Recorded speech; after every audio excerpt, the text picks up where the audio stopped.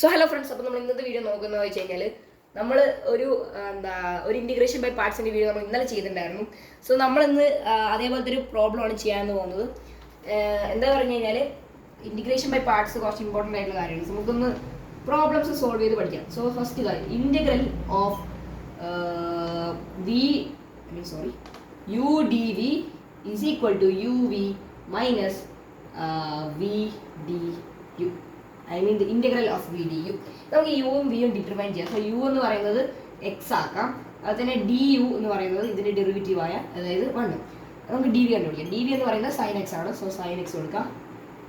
അതുപോലെ തന്നെ ഇതിൻ്റെ ഇൻ്റഗ്രൽ സൈൻ എക്സിൻ്റെ ഇൻ്റഗ്രലായ നെഗറ്റീവ് കോസ് സൈൻ എക്സ് അല്ലേ, നെഗറ്റീവ് സൈൻ എക്സിൻ്റെ ഇൻ്റഗ്രൽ എന്ന് പറയുന്നത് നെഗറ്റീവ് കോസ് സൈൻ എക്സ് ആണ്. ഇത് നമ്മൾ എന്ത് ചെയ്യണം, ഈ ഒരു ഫോർമുലയിൽ അപ്ലൈ ചെയ്യാം. നമുക്ക് ഇതിൻ്റെ ആവശ്യമില്ല, നമ്മൾ ഇതാണ് ആവശ്യം, ഈക്വൽ ടു സൈൻ. അപ്പോൾ യു വി എന്ന് പറയുന്നത് ഇതുമാണ്. അപ്പോൾ നമുക്ക് നെഗറ്റീവ് എക്സ് കോസൈൻ എക്സ് വരും minus the integral of V D U അല്ലേ, വി ഡി യു, അതായത് negative cosine X times 1.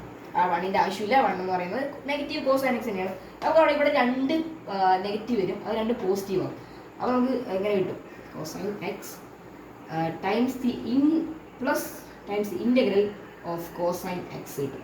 Integral of cosine X simply sine X ആണ്. അതായത് നമ്മൾ സൈൻ എക്സിനെ ഡിഫറൻഷിയേറ്റ് ചെയ്യുമ്പോൾ നമുക്ക് കോസൈൻ എക്സ് കിട്ടും. അപ്പോൾ നമുക്ക് സിമ്പിളായിട്ട് നമുക്ക് പ്രോബ്ലം സോൾവ് ചെയ്ത് കിട്ടി.